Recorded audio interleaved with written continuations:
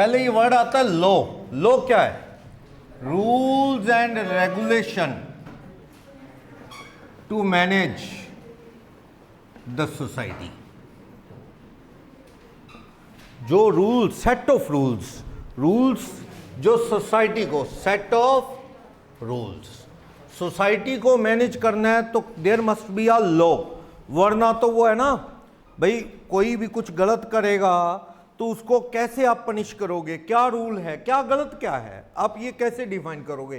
तो एक लॉ बनाना जरूरी है। ये किसी भी फील्ड से रिलेटेड हो सकता है। इंडिया में अराउंड 1200 लॉज हैं, 1200, दो अलग अलग टॉपिक। देखो, आप व्हीकल चलाते हो, इसका भी तो लॉ है, motor vehicle act. Motor vehicle act में सारे रूल लिखे हुए हैं कि भाई कोई भी टू व्हीलर जो चल रहा है, मोटर व्हीकल है, यानी कि उसमें ऑयल वगैरह डलता है, मोटर व्हीकल है, तो उसका पोल्यूशन कार्ड जरूरी है, उसका जो है चलाने के लिए लाइसेंस होना चाहिए, उसका क्या होना चाहिए? इंश्योरेंस।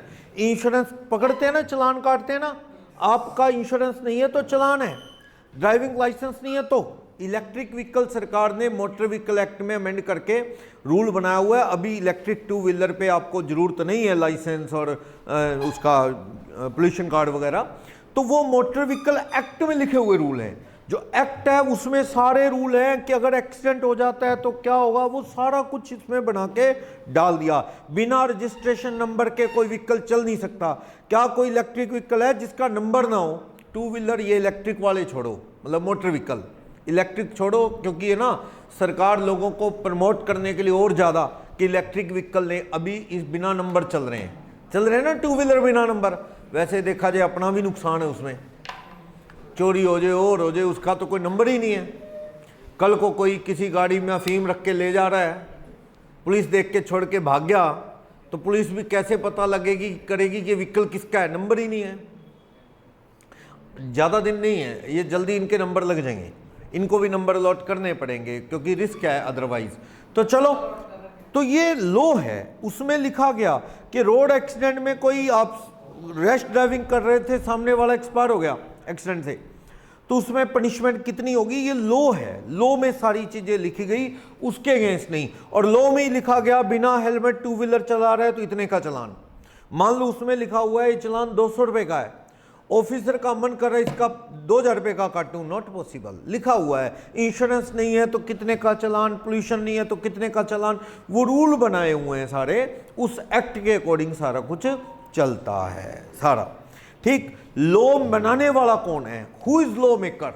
कोई भी लॉ हो, जैसे पार्टनरशिप के झगड़े हैं उसके लिए पार्टनरशिप एक्ट बना, कंपनीज के सारे मैटर को कवर करने के लिए एक्ट है कंपनीज एक्ट, ऐसी कॉन्ट्रैक्ट एक्ट। तो हर चीज का एक लॉ है। इवन सिगरेट पे भी एक एक्ट है, सिगरेट एक्ट, जो उससे रिलेटेड रूल्स रिस्ट्रिक्शंस बताता है। प्रॉपर्टी एक्ट है, प्रॉपर्टी के डिस्प्यूट सॉल्व करने के लिए। ठीक, मैरिज, हिंदू मैरिज लॉ है उनके डिस्प्यूट सॉल्व करने के लिए।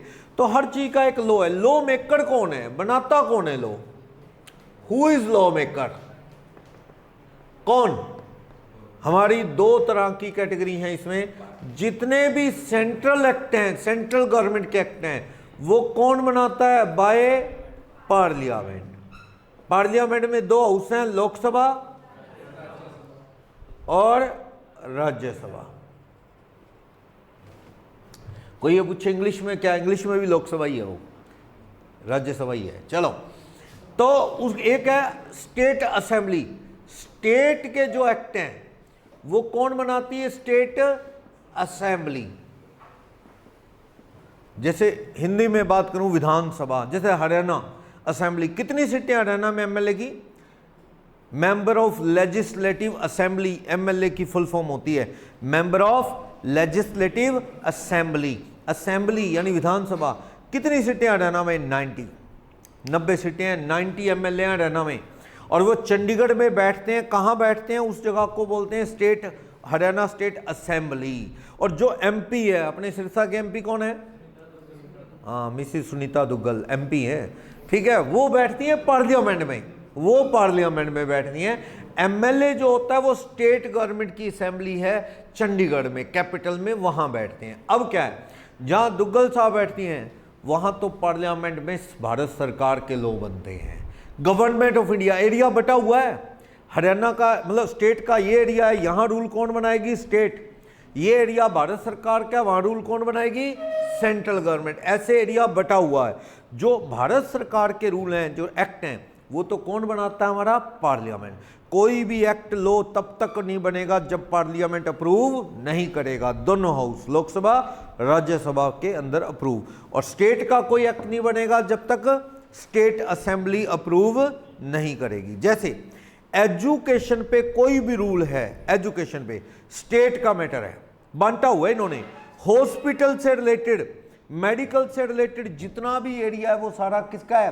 स्टेट का है। मोदी सरकार सिविल हॉस्पिटल सिरसा के रूल बना सकती है ना? नहीं। क्या सरकारी स्कूलों को कंट्रोल कर सकती है मोदी सरकार? नहीं। कौन करेगा? स्टेट। जैसे वो दिल्ली में केजरीवाल वर्सेस भारत सरकार चल रहा है ना खींचतान, अब वो कह रहा है जी हम तो स्कूल अच्छे बना दिए, हमने तो सरकारी स्कूल देखो प्राइवेट से अच्छे बना दिए, हॉस्पिटल बना दिए हमने, ऐसे करके, क्योंकि वो उनका एरिया है। मोटर व्हीकल एक्ट भारत सरकार के अंडर है, पुलिस स्टेट का है, लेकिन जो बॉर्डर में आर्मी और वो जो डिफेंस है वो सारी किसकी है? सेंट्रल गवर्नमेंट की है। जीएसटी किसके अंडर है? सेंट्रल गवर्नमेंट के अंडर है। इनकम टैक्स किसके अंडर है? सेंट्रल गवर्नमेंट के अंडर है। लेकिन प्रॉपर्टी पे जो आजकल हाउस टैक्स आ रहा है वो स्टेट गवर्नमेंट के अंडर है। तो एरिया बटा हुआ है कि कौन सा एक्ट सेंट्रल गवर्नमेंट का है, कौन सा स्टेट गवर्नमेंट का है। वो कौन बना रहा है? सबसे ऊपर कौन है? नेता, सबसे ऊपर। क्यों? क्योंकि वो लॉ मेकर हैं। और पहली बात, सबसे ऊपर लॉ है। लॉ बनाने वाले भी क्या लॉ से ऊपर नहीं है। लॉ में कुछ भी लिख दिया तो वो उस नेता के अगेंस्ट भी काम करेगा। लॉ सबसे ऊपर है, पर लॉ बनाने वाला कौन है? ये हमारे पॉलिटिशियन। अब लॉ बन गया, उसको ना जज इनकार कर सकता लॉ को, ना वो नेता जिन्होंने बनाया वो इनकार कर सकता, कोई इनकार नहीं कर सकता। जो लॉ बन गया वो बन गया। जैसे एक लॉ बना दिया गया कि जिसके 2 से ज़्यादा बच्चे हैं वो पंचायत का, एमएलए का, एमपी का इलेक्शन नहीं लड़ सकता। रूल आ गया। सुना आपने ऐसा? लॉ बना दिया गया। लेकिन आप में से कोई कह रहा होगा नहीं सर, लालू यादव के तो 10 हैं, वो तो लड़ता है इलेक्शन। लालू यादव के 10 हैं, पूरी टीम है क्रिकेट की। एक आधा उन्होंने अडॉप्ट कर रखा है, सुना है, एक आधा अडॉप्ट कर रखा है, 10 पहले कम थे। तो आप देखो कि भाई वो कैसे इलेक्शन लड़ रहा है। आप कहोगे जी वो कैसे लड़ रहा है? हाँ, जब ये लॉ बना था ना तो सरकार ने कह दिया कि अब के बाद जिसके 2 से ज्यादा बच्चे पैदा हुए तो वो क्या है? इलेक्शन नहीं लड़ेगा। जिनके ऑलरेडी हैं तो वो तो अब क्या है तो है, भगवान की मर्जी है तो है, वो लड़ेंगे। तो लॉ बनाया गया। अब देखो वो तो सबके लिए काम करेगा। लॉ मेकर लॉ बना रहे हैं। लॉ में कोई भी कंफ्यूजन आ जाए, लॉ में कभी कंफ्यूजन आ जाए कि लॉ का मीनिंग क्या है, तो कुछ क्लियर नहीं हो रहा, कोर्ट कचहरी चल रहा है, वकील चल रहा है, तो लॉ को for the clarification about any provision of law कौन बिठा दिए गए? जज बिठा दिए गए, मजिस्ट्रेट बिठा दिए गए, कोर्ट बना दिया गया। ये क्या करता है जज? जज ये नहीं कहता लॉ नहीं बना सकता जज। जज कौन होता है? लॉ बनाने वाला। लॉ बनाएंगे नेता। जज का काम सिर्फ ये बताना है कि हाँ लॉ में ये लिखा है, इसका मीनिंग ये है। कभी कंफ्यूजन आ जाए तो किसकी हेल्प ली जाएगी? कोर्ट की, for the clarification of law. For example आप देखना, एक केस हुआ कि भाई चलान होता है, अगर आपने सीट बेल्ट नहीं लगाई, चलान होता है ना, गाड़ी चला रहे हैं, बाइक चला रहे हैं, हेलमेट नहीं डाला, तो क्या हुआ कि भाई एक लॉ है कि ऑन रोड कोई व्हीकल चल रहा है, ऑन रोड व्हीकल चल रहा है, without seat belt driver drive कर रहा है, तो इट इज पनिशेबल एक्ट। ये आपने गलत किया, इसका चलान हो सकता है।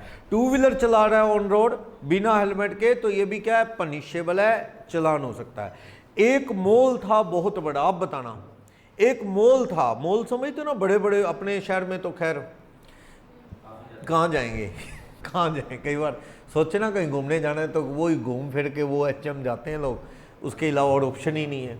या चलो एक ये जियो स्मार्ट ये है बस, और तो कोई ऑप्शन ही नहीं है। बिग बाजार आ रहा था, कैंसिल हो गया। विशाल मार्ट बंद हो गया। आधार था वो बंद हो गया। इजी डे चलता था वो बंद हो गया। तो ज़्यादा ऑप्शन नहीं है। लेकिन कई जगह बड़े बड़े मॉल है ना, ambience mall Gurugram, Elante mall Chandigarh, बड़े बड़े मॉल हैं, मेट्रो और बड़े बड़े मॉल, उनका एरिया बहुत बड़ा होता है। पार्किंग कितनी बड़ी होती है उनके। क्या हुआ कि अंदर ना वो पुलिस वाले घूम रहे थे। मॉल के अंदर रोड्स बनी हुई हैं क्योंकि जगह बहुत होती है।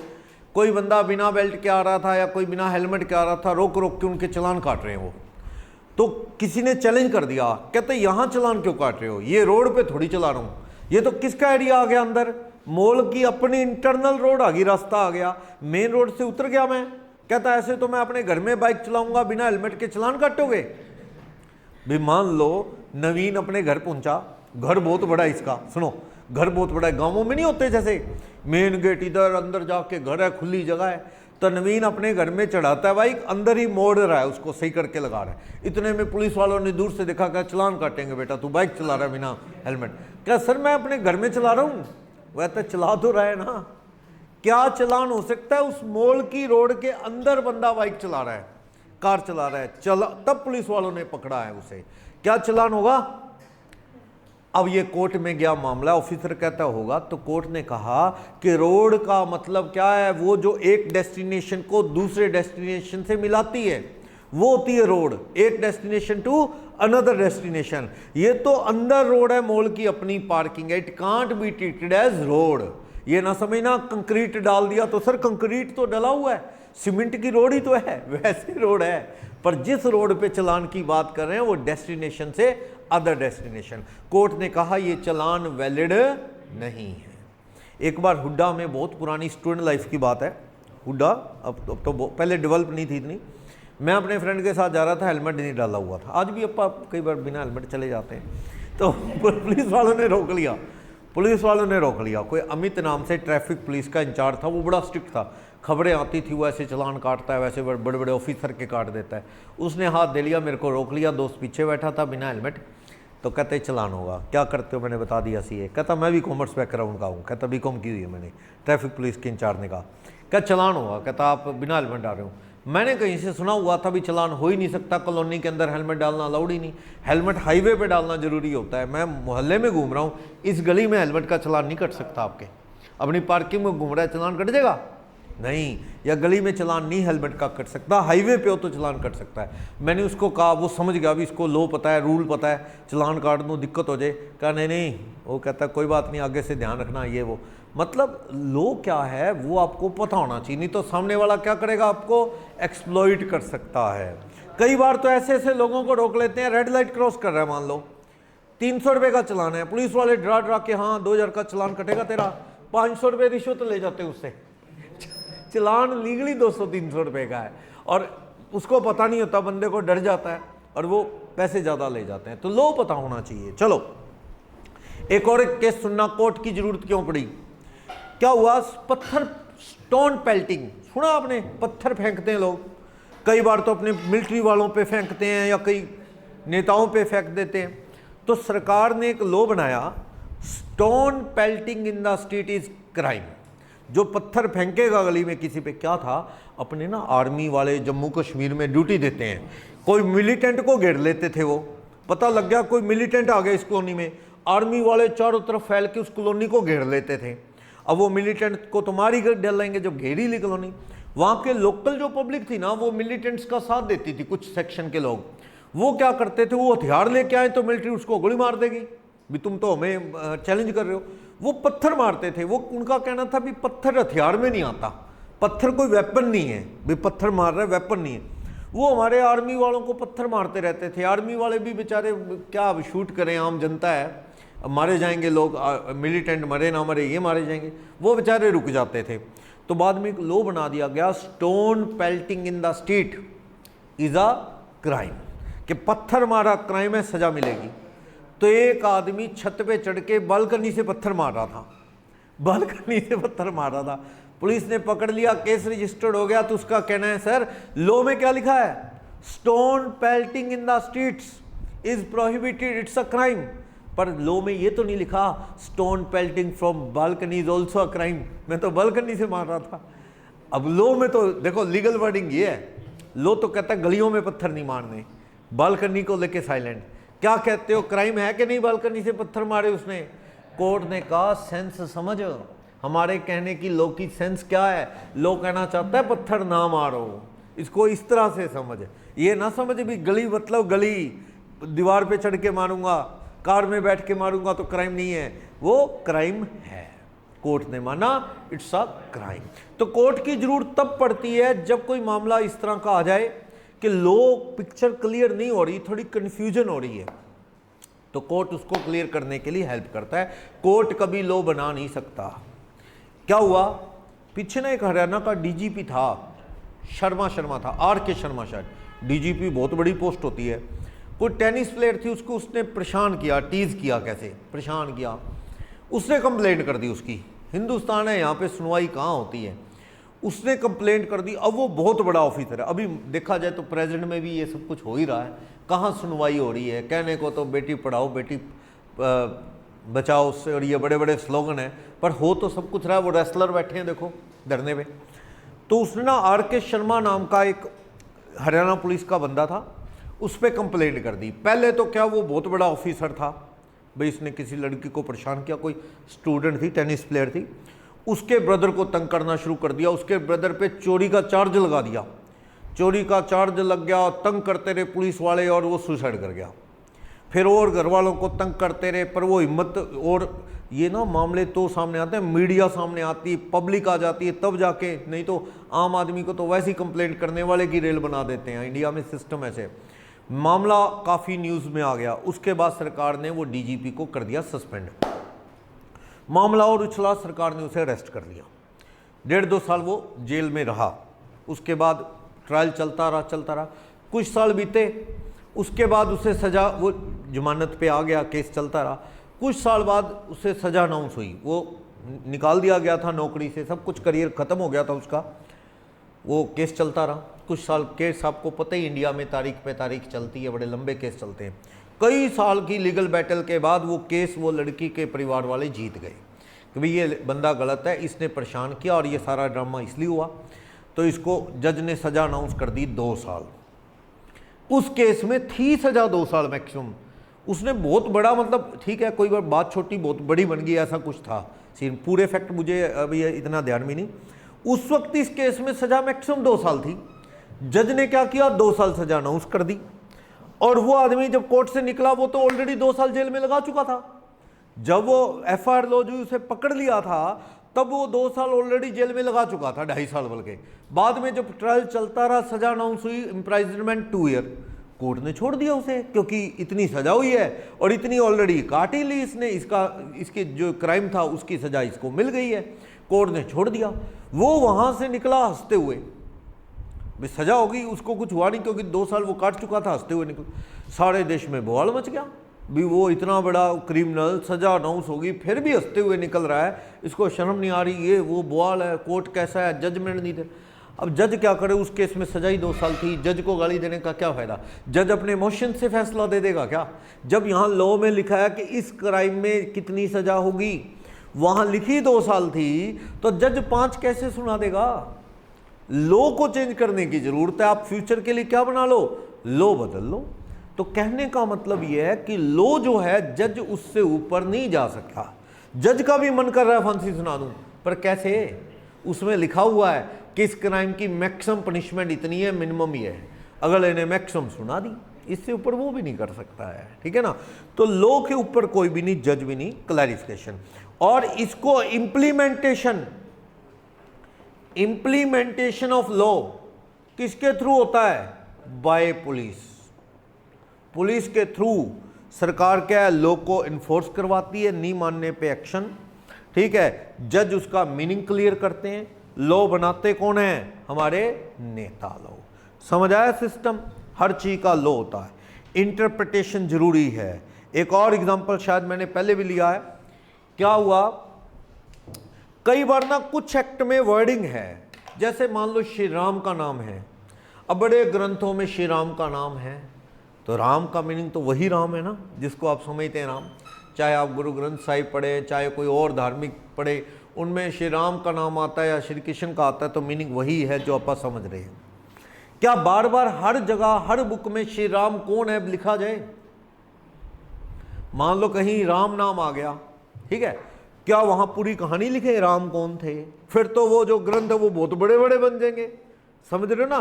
तो क्या किया गया, लॉ में कुछ वर्ड्स जो है हर एक लॉ में उनका मीनिंग नहीं लिखा, हर एक लॉ में बार बार मीनिंग नहीं लिखा, उसका मीनिंग एक कॉमन लॉ बना दिया, उसमें डाल दिया। एक एक्ट है, आप इंटरमीडिएट में पढ़ेंगे, जनरल क्लॉजेज एक्ट, जनरल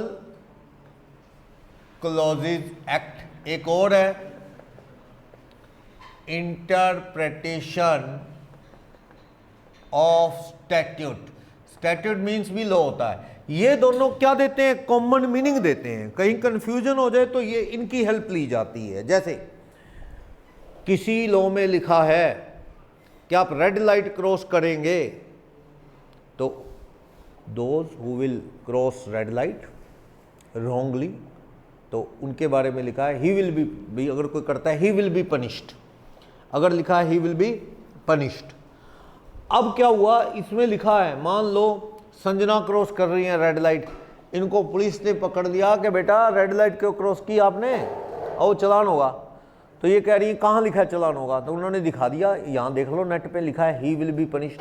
तो संजना कहती है आई एम शी, आपके लॉ में क्या लिखा है, he will be punished, she will be punished नहीं लिखा, इसलिए मुझे नहीं, मेरे लिए माफ है। तो इस लॉ में लिखा ही मीन्स शी, इस लॉ में लिखा उन्होंने ही मीन्स शी। कहीं भी आपने ही लिखा है तो बार बार वो स्लैश लगा के लिखेंगे ही और शी, तो वो ही लिख दिया उन्होंने, तो मतलब ये common rule for all, he include she, ऐसा, ताकि वो बच ना पाए वो। अब बार बार हर लॉ में ही स्लैश शी ना लिख के ही लिखा है, या कहीं शी लिखा है तो it means he is also covered under she, ठीक है ना, इस तरह से। तो कई बार इंटरप्रिटेशन लॉ की करनी कंफ्यूजन क्रिएट कर देती है, तो वो कवर किया जाएगा। तो ये तो बात थी जनरल लॉ, हर चीज़ के होने चाहिए। आर्म्स एक्ट है, हथियार रखने का, वो बताता है किसे वेपन मानना जाए या किसे ना माने। आधे क्राइम तो वकील सिखा देते, वकील किसी को कह रहा भैया किसी पे अगली बार अटैक करे ना आयरन की कोई चीज़ ना लेके जाना, मेटल की। कहता मतलब, कहता आगे से किसी पे अटैक करना हो तो कहता कोई लोहे की रोड या कोई अपना चाकू या कोई चीज़ नहीं। कहता फिर वकील साहब क्या करूं, कह डंडा लेके जाया करो।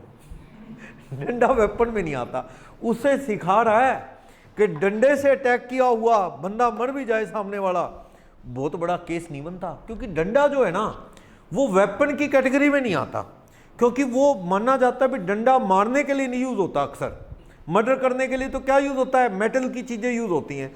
तो डंडा तो बस लग गया कहीं, चलो मर गया बंदा, डंडे पे केस कम बनता है। लॉ में लिखा है, अब लोगों को कैसे, क्रिमिनल को कैसे पता लगता है, वकील से बात करके पता लगता है। वकील कहता है इतने इंच से ज्यादा का चाकू ना लेना, उसकी भी कैटेगरी है, कितने इंच वाले चाकू मारा, बहुत बड़ा है तो वो मर्डर वाला चाकू है, और कोई छोटा मोटा घर वाला चाकू है तो केस कम बनेगा। सर ये कोई मारने के काम आता है क्या, बाई चांस गुस्से में उठा लिया बंदे ने, आधा चाकू मुड़ गया, ये कोई मारने के लिए थोड़ी था। तो इस तरह की चीज़ें भी काम आती हैं, आधी चीज़ें तो वकील बता देते हैं, ये ऐसे ऐसे ऐसे करना है। चलो अब अपन लॉ की बात करते हैं, तो लॉ की भी आगे ब्रांचेस हैं, जैसे सिविल लॉ और criminal law. Civil law, civil law हो गए जैसे पैसे के लेन देन के झगड़े, उससे रिलेटेड लॉ, लेबर की तनख्वाह को लेके डिस्प्यूट है, उस तरह के लॉ।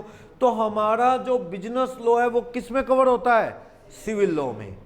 बिजनेस लॉ हमारा जो सब्जेक्ट है बिजनेस लॉ, वो पार्ट है किसका, वो एक छोटा पार्ट है सिविल लॉज का। हमारे सिलेबस में कभी क्रिमिनल लॉ नहीं आ सकता, हम ही क्रिमिनल लॉ पढ़ने लग गए तो वकील की क्या जरूरत रह जाएगी, आप ही सारा कुछ कर लोगे, हमारी फील्ड नहीं है, और ना ही हम कोर्ट में जा सकते। हम तो क्या है, सिविल लॉ, बिजनेसमैन के झगड़े हैं, बिजनेसमैन हमारे पास आता है, उसे रिजॉल्व करते हैं। तो बिजनेस लॉ में भी अपा कुछ एक सिलेक्टेड लॉ, सारे नहीं, बिजनेस लॉ कह लो, यहाँ इसका दूसरा नाम है कमर्शियल लॉ। तीसरा नाम है इसी का मर्केंटाइल लॉ। मर्केंटाइल वर्ड का मतलब ही कमर्शियल होता है। कमर्शियल लॉ कह लो, कमर्शियल लॉ कह लो, बिजनेस लॉ कह लो, सेम है। तो हम कौन से बिजनेस लॉ पढ़ रहे हैं? हम पढ़ेंगे contract act 1872, first act actual में ये। फिर पढ़ेंगे सेल ऑफ गुड्स एक्ट 1930। फिर पढ़ेंगे हम पार्टनरशिप एक्ट 1932। फिर एलएलपी एक्ट 2008 में बना, 9 में इन्फोर्स हुआ। फिर हम पढ़ेंगे कंपनीज एक्ट। ये सिलेबस में 5 एक्ट रखे गए हैं। क्या सबसे कम एलएलपी एक चैप्टर जितना ही है, बस 5 नंबर का आता है। चलो, contract act, sale of goods act, partnership act, companies act, हमें ये डिस्प्यूट पढ़ने हैं हमारे सिलेबस के अंदर। तो उसमें अगर मैं फर्स्ट डिस्कशन करूं, जो वेरी फर्स्ट लॉ हमारा है वो है कॉन्ट्रैक्ट एक्ट। कॉन्ट्रैक्ट एक्ट बना 1 सितंबर 1872, होल इंडिया में एप्लीकेबल है, applicable to whole of India, पूरे इंडिया में एप्लीकेबल है। मोदी सरकार आने से पहले जम्मू कश्मीर में कॉन्ट्रैक्ट एक्ट नहीं लगता था। मोदी सरकार आने के बाद जम्मू कश्मीर को एक स्पेशल प्रिविलेज बनी हुई थी, वो ख़त्म कर दी गई। अब जम्मू कश्मीर पे भी सारे हिंदुस्तान के लॉस इक्वली लगते हैं, ठीक। तो हिंदुस्तान का ही लॉ चलेगा अब जम्मू कश्मीर में, applicable to whole of India, पूरे इंडिया में। कॉन्ट्रैक्ट है क्या? कॉन्ट्रैक्ट एक agreement which is enforceable by law। Agreement जो कि लीगली क्या है? एनफोर्सेबल बाय लॉ है। अग्रीमेंट क्या है? देखो, रूटीन लाइफ में आप तरह तरह के अग्रीमेंट करते हैं, पर हर अग्रीमेंट कॉन्ट्रैक्ट बने ये जरूरी नहीं। अग्रीमेंट कॉन्ट्रैक्ट बनेगा कैसे? पहले तो अग्रीमेंट क्या है? एक आदमी ऑफर करे दूसरे को, दूसरा आदमी उस ऑफर को क्या करे? एक्सेप्ट। तो ये दोनों के बीच में क्या बनेगा? प्रॉमिस। इसे बोलेंगे हम प्रॉमिस। भाई मैंने कहा will you buy my car for rupees 2 lakh, Anmol को कहा Anmol will you buy my car for rupees 2 lakh, I am offering car. और अनमोल क्या है? ऑफरी, जिसको ऑफर किया गया। ये कहता है yes sir I will buy it. तो हमारे बीच क्या हो गया? प्रॉमिस। लेकिन क्या पैसा इन्वॉल्व है? हाँ। कितना? 2 लाख। अगर प्रॉमिस में कंसीडरेशन इन्वॉल्व है तो वो क्या बन जाएगा? वो बन जाएगा अग्रीमेंट, ठीक है। यानी मैंने सिर्फ इतना कहा, सुनो, वासु को कहा Vasu will you buy my bike for rupees 20,000, चलो 20 हटा दो, will you buy my bike. मैंने पूछा will you buy my bike, या मैंने कहा मेरी बाइक लोगे? कहता हाँ जी सर ले लूंगा। कितने तो बात ही नहीं हुई, कितने तो बात नहीं हुई ना, कितने में लेगा ये बात नहीं हुई। तो हमारे बीच ये जो है प्रॉमिस ही रह जाएगा, ये अग्रीमेंट नहीं माना जाएगा। एग्रीमेंट होने के लिए क्या चाहिए? पैसा बीच में जोड़ लो कितना, ठीक है। ऑफर की एक्सेप्टेंस कौन करेगा? जिसे ऑफर मिला है। मैंने कहा अनमोल तुम मेरी कार लोगे 2 लाख में? अनमोल सोच रहा है हाँ ना हाँ। जतिन कहता लाओ मेरे को दे दो, मैं लूंगा 2 लाख में कार। मैंने कहा भैया आपसे पूछा ही नहीं। जिसको ऑफर है only that person can accept it. Offer कौन एक्सेप्ट कर सकता है? जिसको ऑफर गया है वही एक्सेप्ट कर सकता है।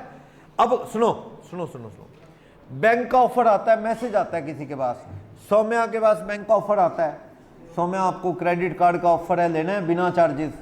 तो सौम्या कार्ड ना लें और कोई और फ्रेंड कह दे मैं ले लूंगी ये कार्ड, तो बैंक देगा नहीं। ऑफर जिसको किया गया only that person can accept it, कोई दूसरा नहीं। जैसे ऑफर पब्लिक भी हो सकता है, स्पेशल भी हो सकता है। पब्लिक ऑफर जो सबको किया गया, स्पेशल ऑफर जो किसी खास आदमी को पर्टिकुलर को किया गया। ये पूरी क्लास लगी हुई है। इस पूरी क्लास में मैंने कहा यार मेरा वॉलेट गिर गया है या कोई और चीज गिर गई है, सपोज कोई रिस्ट वॉच गिर गई है, जो भी ढूंढेगा उसे 500 रुपये का रिवॉर्ड मिलेगा। ये तो कौन सा ऑफर है? ये इनाम की वेट कर रहा है। मान लो ये ऑफर कौन सा है? ये पब्लिक ऑफर है, खुला ऑफर है। Any one of you can accept it. कोई भी एक्सेप्ट कर सकता है। चौक पे एक फोटो लगा दी गई, डाकू बंता सिंह, खबर देने वाले को इनाम। ये क्या है? ये पब्लिक ऑफर है। जो भी खबर देगा इनाम ले सकता है, ले सकता है। वैसे ना लोग खबर दे देते हैं, इनाम लेने नहीं आते। खबर तो छिपके लेटर से दे दीजिए। वो डाकू बनता जो है उनके घर में रह रहा है, भेष बदल के प्रिटेंड कर रहा है कुछ और, पर वो अपना नाम नहीं बताते। पता लगा वो डाकू कहीं मेरे पास ही आ जाए। हिंदुस्तान में ऐसे ही है, ये दुश्मनी लेने वाला पंगा तो कौन लेगा? छिप छिप के लोग सच बताते हैं, इनाम लेने आता नहीं कोई नॉर्मली। ये कौन से ऑफर हैं? Public offer. You can accept it, yes. और इनाम लोगे, यस। और ना दे केस कर सकते हो, यस कर सकते हो। एक ना प्योर आरओ या प्योर वाटर प्यूरिफायर की ऐड आती थी टीवी में, प्योर के नाम से, अगर आपने देखी हो। वो कहते थे 1 करोड़ कीटाणु जम्स, 1 करोड़ कीटाणु का चैलेंज है। आप पानी में से प्योर वाटर जो वाटर प्यूरिफायर यूज करो, ये 1 करोड़ जम्स निकाल देगा पानी में से। चैलेंज है। आपने एक्सेप्ट कर दिया, कहता है चलो लैब टेस्ट करवाते हैं, करो आप। और ना निकले 1 करोड़ उसमें से जम्स, तो क्या आप कंपनी से इनाम ले सकते हो? यस। ये पब्लिक ऑफर है, करने नहीं चाहिए। ध्यान से करो वरना महंगे पड़ते हैं ये। मैंने आपको शायद बताया हो, यहाँ एक स्कूल है, उन्होंने पब्लिक ऑफर कर दिया कि भाई हमारे स्कूल में जो बच्चा इतने मार्क्स लेगा उसको 1 लाख रुपए का इनाम ऐसे। और एक बच्चे ने ले लिए, अब वो स्कूल पैसे नहीं दे रहा, तो कोर्ट ने केस डाला और भाग के पैसे दिए उन्होंने। ये पब्लिक ऑफर है, चैलेंज एक्सेप्ट करो। एक फेमस केस आएगा नोट्स में, कार्बोलिक स्मॉल बॉल का पढ़ेंगे। कार्बोलिक स्मॉल बॉल का केस है एक। क्या हुआ? स्मोक बॉल, गोलियां, गोल गोल गोलियां। उस कंपनी ने कहा इन्फ्लुएंजा हो जाए, कोल्ड हो जाए किसी को, हमारी 2 डोज लो, हमारी 2 डोज। श्योर है अगर आपकी फ्लू की प्रॉब्लम ठीक ना हुई, कोल्ड ठीक नहीं हुई, तो इतने रुपए इनाम। चैलेंज है ये पब्लिक। एक लेडी थी, उसने क्या है कार्बोलिक नाम की, उस लेडी ने वो स्मोक बॉल 2 छोड़ो 3-4 डोज ले ली, उसके बाद ठीक नहीं हुई। उसने कहा कंपनी को लाओ इनाम, तुमने कहा था ना ठीक हुए तो चैलेंज है ये। कहती मैं तो नहीं ठीक हुई, मैं तो वैसे बीमार हूँ, इनाम के पैसे दो। कंपनी आपको पता ही है बातों का क्या, कोई बात मानना, पैसे नहीं दे रही। लेडी ने केस डाला और कोर्ट ने क्या दिलवाए? पैसे। कोर्ट ने पैसे दिलवाए क्योंकि ये क्या था? ये पब्लिक ऑफर था। शी हैज़ एक्सेप्टेड इट, और नहीं होने पे आपसे वो पैसा ले सकती है। अभी महिंद्रा कंपनी ने ना एक बाइक निकाल दी। महिंद्रा कंपनी नाम तो सुना ना, गाड़ियां बनाती हैं, कमर्शियल व्हीकल बनाती है ना, बाइक बनाती है महिंद्रा।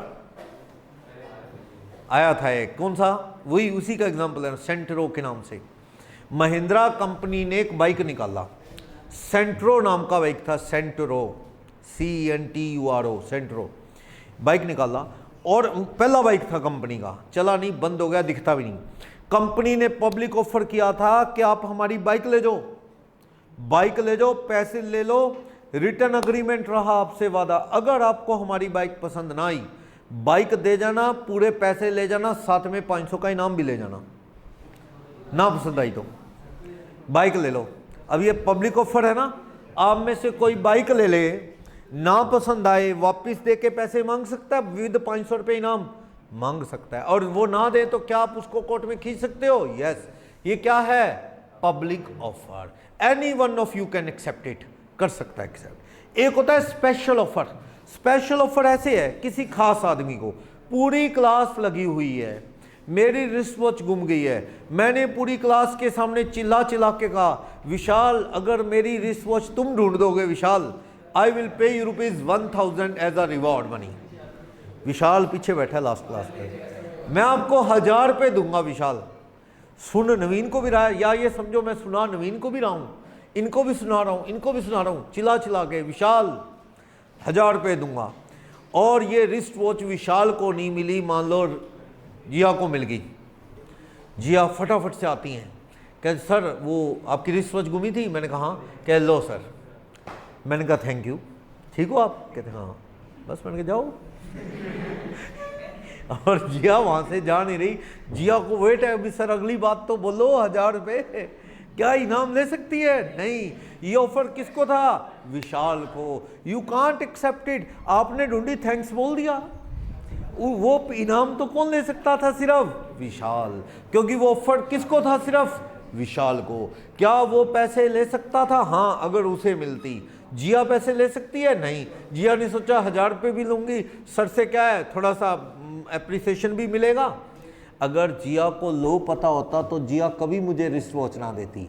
वो विशाल को कहती, विशाल कैसा करो, तुम अपने नाम से ये रिस्ट वॉच सर को दे दो और इनाम ले लो, आधे इधर दे देना।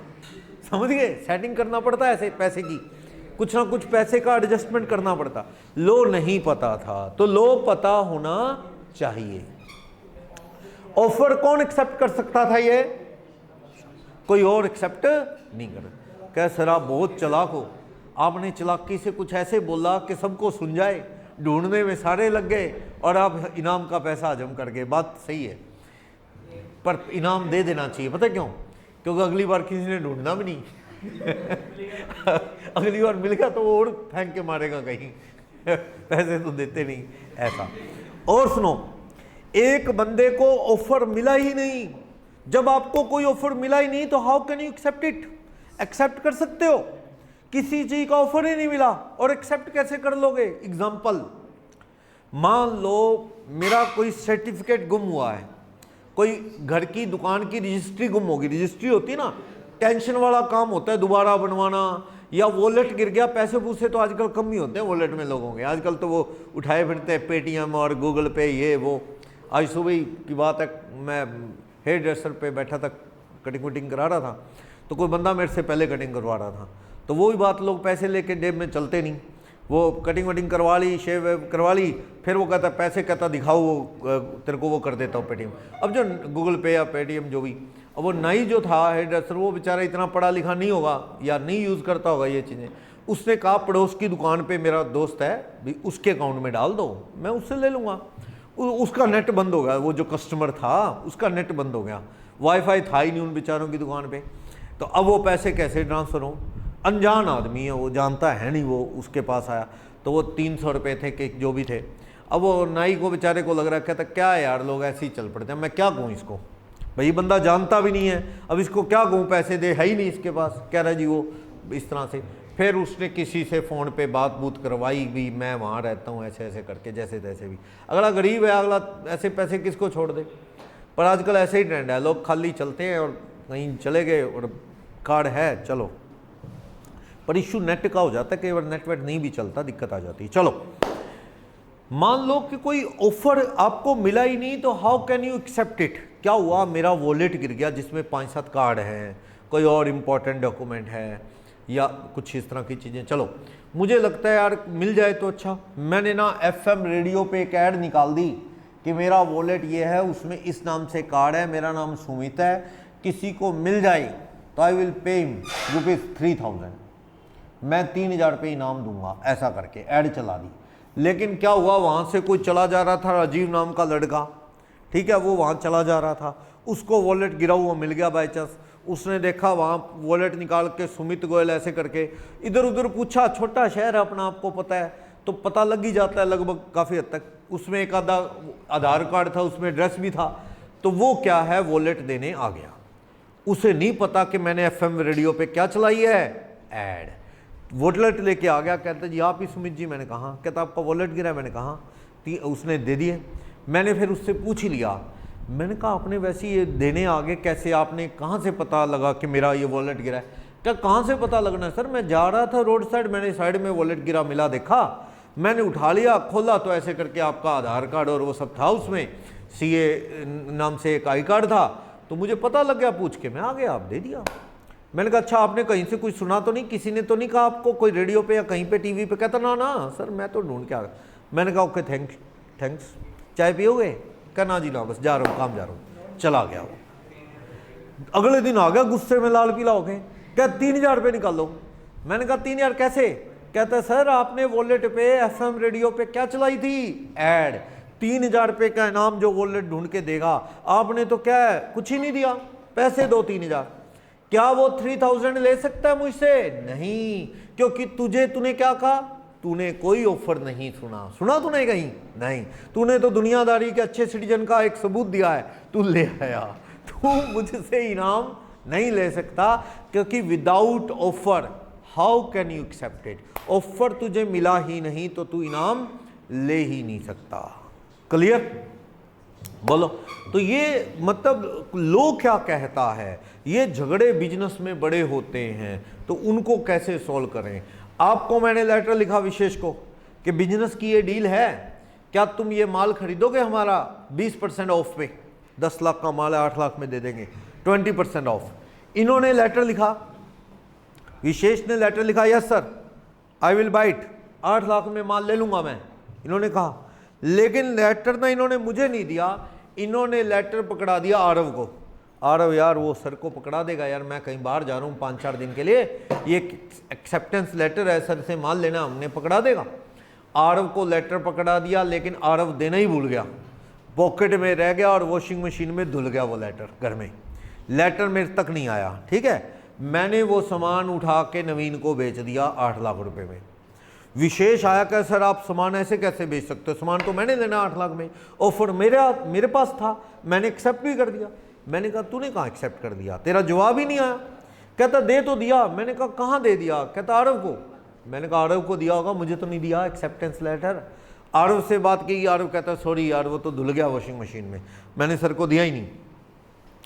तो ये मुझे एक्सप्लेनेशन दे रहा है विशेष, सर मेरी क्या गलती है? ये तो आरव की गलती, किसी की मर्जी गलती हो, मेरे पास आपका रिप्लाई नहीं आया। आया रिप्लाई?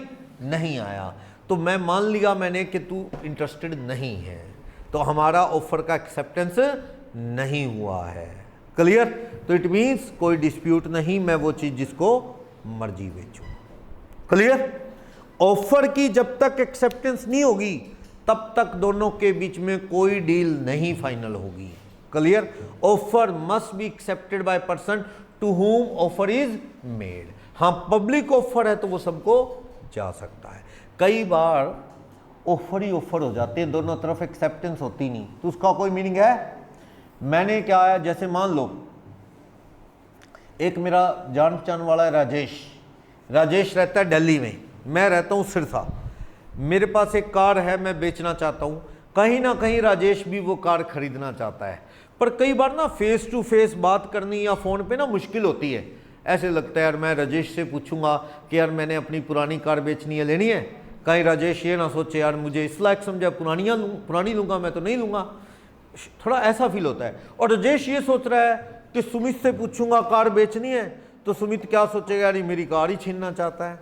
कई बार ऐसा हो जाता है ना, लेटर या SMS करने आसान होते हैं, व्हाट्सएप करने आसान होते हैं, फेस टू फेस या फ़ोन पे बात करना कई बार हेजिटेशन वाला होता है। क्या हुआ सुना, मैंने हेजिटेशन करते करते राजेश जो दिल्ली में रहता है उसको एक लेटर लिखा, Rajesh will you buy my car for ₹2 lakh, letter लिखा। और राजेश के मन में भी यही चल रहा था, उसको नहीं पता सुमित का लेटर आ रहा है, उसने भी हेजिटेशन करते करते एक लेटर निकाल दिया जिसमें क्या लिखा, Sumit will you sell your car for ₹2 lakh.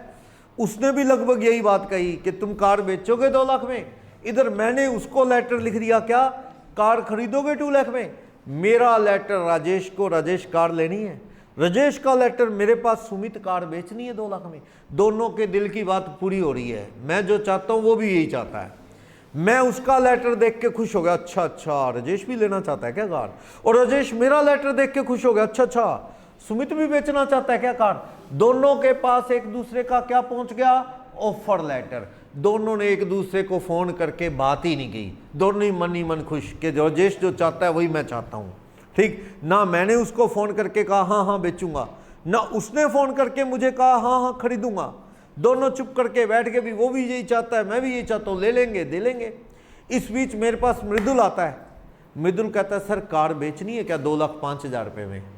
मैंने कहा ना यार मैं तो लेटर लिख चुका हूँ, राजेश को पंगा ना हो जाए। कहा सर मैं बैठा हूँ, मैंने लो पड़ा हुआ है, आप कार दे दो कोई पंगा नहीं होता। मैंने कार बेच दी मृदुल को। क्या राजेश मुझ पे केस कर सकता है? किसी का केस? हमारे बीच कोई प्रॉमिस या अग्रीमेंट हुआ ही नहीं, हमारे बीच क्या हुआ, एक्सचेंज ऑफ ऑफर। ऑफर एक दूसरे को देने से क्या होता है, कम से कम एक बंदा एक्सेप्ट तो करे। मेरे को राजेश फोन करके कहता हाँ खरीदूंगा, या मैं फोन करके राजेश को कह देता हाँ बेचूंगा, एक्सेप्ट तो करे। बिना एक्सेप्टेंस ऑफर से क्या होता है, तो इट्स मीन्स हमारे बीच कोई डील हुई नहीं, ऑफर ही ऑफर गए दोनों एक दूसरे को। तो मैंने मृदुल को कार बेच दी तो क्या राजेश मुझ पे केस कर सकता है? नहीं। जैसे मार्केट में दो दोस्त मिलते हैं, मान लो कई दिन बाद आरव और विशेष मिलते हैं, हाथ बढ़ाते हैं आगे, हैंडशेक करते हैं। आरव पूछता है और क्या हाल है, क्या हाल चाल है। इधर से ये भी पूछ रहा है विशेष और क्या हाल चाल है। हाल चाल पूछ के चलते बने, किसी ने बताया नहीं कैसा हूं कैसा नहीं। होता है ना ऐसे कि नहीं होता? होता है ना, कभी फोन भी कर लो और भाई क्या हाल है, आगे वाले पूछ रहा है हाँ तू बता क्या हाल है, किसी ने नहीं बताया ठीक हूं। तो ये ऑफर ऐसे ही है, दोनों एक दूसरे से क्या कर रहे हैं, ऑफर। तो ऑफर से क्या होगा, एक्सेप्टेंस वो कहां है, तो इट मीन्स आपके बीच कोई डील हुई नहीं।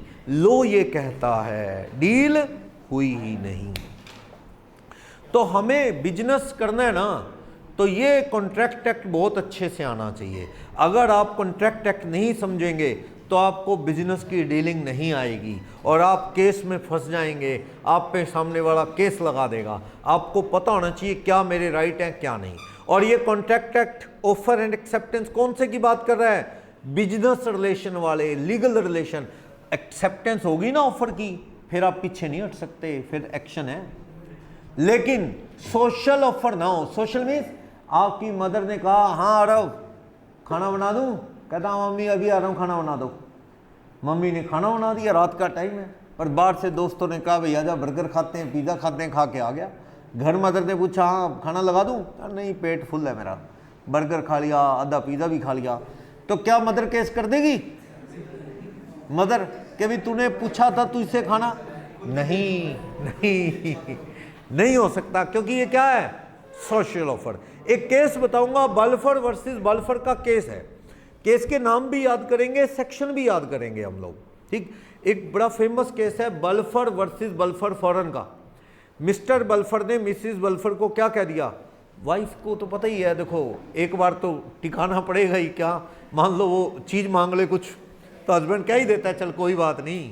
बच्चे भी है घर में, बच्चे नहीं क्या देते, हाँ पापा यूरोप ले चलोगे, तो कहता है हाँ बेटा अगले हफ्ते चलेंगे। क्या ये बच्चा है, उसको क्या पता कहाँ क्या करना है क्या नहीं करना। छोटा छोटा बच्चा भी कहता है हाँ थार ले दोगे, उसको क्या पता थार कार तेरे से चलनी नहीं या लेनी नहीं या कुछ। बच्चा एक बार तो कई देना पड़ेगा ना, ऐसे बच्चे को थोड़ी समझ है। ऐसी एक बार हस्बैंड ने बल्फर ने मिसिस बल्फर को कह दिया, पैसे पूसे मांग रही होगी कि महंगाई बढ़ गई, तो कहता अगले महीने से इतने डॉलर पॉकेट मनी तेरी। अब हस्बैंड ने कह दिया अगले महीने से इतनी पॉकेट मनी दूंगा, और ये ऑन रिकॉर्ड है, सबके सामने बोल दिया उसने। लेकिन अगले महीने पॉकेट मनी नहीं देता, वाइफ केस लगा देती है हस्बैंड पे, किसने कहा था अगले महीने पॉकेट मनी दूंगा और ये पॉकेट मनी दे नहीं रहा। कोर्ट ने कहा जी ऐसे वादे तो जज कहता है मैं भी करता हूँ अपनी वाइफ को रोज ऐसे केस हुए तो केस ही बड़े रहेंगे। तो कोर्ट ने मानना ये सोशल ऑफर की सोशल एक्सेप्टेंस है, इसमें सीरियसनेस नहीं, ये घर का मामला है, मजाक है, इसमें मजाक ना भी हो चलो, पर ये सीरियस नहीं केस नहीं है कि ना मानने पे एक्शन हो। कोई पॉकेट मनी का केस कोर्ट में नहीं हो सकता। एक बंदा आपको शादी का इनविटेशन देने आया, कहता हाँ जी भाई साहब, आपके फादर साहब के पास आके कहता हाँ जी भाई साहब सारी फैमिली के साथ आना, बच्चे की शादी है, उस निशुराज में प्रोग्राम रखा है, बड़ा प्रोग्राम है, चलो जी कार्ड दे गया। फिर वो दोबारा उल्ट के पूछता है जो कार्ड देने हैं, भाई साहब सारे आओगे ना, सारे आओगे? आपने हाँ सारे आएंगे कोई बात, कार्ड देंगे।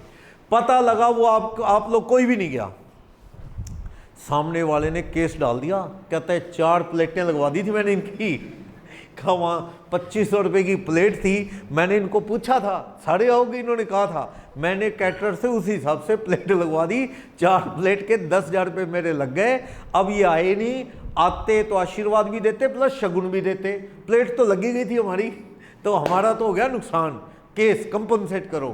क्या केस हो सकता है? नहीं, क्योंकि ये सारा वेडिंग का इनविटेशन, बर्थडे पार्टी का इनविटेशन सब क्या है, ये सोशल ऑफर। इसको मानना ना मानना कोई लड़ाई वाली बात नहीं। दोस्तों ने जाना है कहीं, मान लो घूमने, सालासर जाना है, चलो 4 दोस्त, चलो माधव को कहा नवीन ने कहता जी सालासर चलेंगे, चलो सालासर तो दूर की बात है, मॉर्निंग वॉक पे चलेंगे, कल सुबह पक्का आएगा? कहता हाँ आएगा। ये सवेरे 4 बजे उठ के नवीन चौक पे आ गया जहाँ बुलाया था, और इसको फ़ोन लगा रहा है माधव को, माधव नहीं आ रहा। माधव को दूसरी बार फ़ोन लगाया तो उसने स्विच ऑफ ही कर दिया, साइलेंट कर दिया। गुस्सा तो बहुत आता है ना, कि मैं अंधेरे अंधेरे उठ के आया, स्पेशल अलार्म लगाया, चौक पे खड़ा हूँ, वो आया ही नहीं, और अकेला। भाई तेरी सेहत सेट हो जाएगी, तू कर ले वो कर दे ना। बंदे को गुस्सा आता है। क्या नवीन केस कर देगा? नहीं, क्योंकि ये सारे क्या हैं? सोशल। गुस्सा संभाल के रखो। अगली बार आप क्या करना, इसको बुला लेना कहीं, क्या हाँ यार गाड़ी जा रही है, आजा सालासर चलते हैं, जल्दी आजा, इसको बुला लेना, और बाद में कहना बराबर हो गया ही साहब, पिछली बार तूने बुलाया था, इस बार मैंने बुला लिया, कहीं नहीं जा रही, ऐसे करके। तो बाकी और कोई कोर्ट केस नहीं हो सकता। तो ये लॉ कहता है जी इस हर केस को कॉन्ट्रैक्ट एक्ट में नहीं पढ़ेंगे, हर केस को नहीं पढ़ेंगे। किसको पढ़ेंगे? जो हमारे बिजनेस से रिलेटेड लॉ है उसकी बात करेंगे। हर चीज का एक एक्ट है।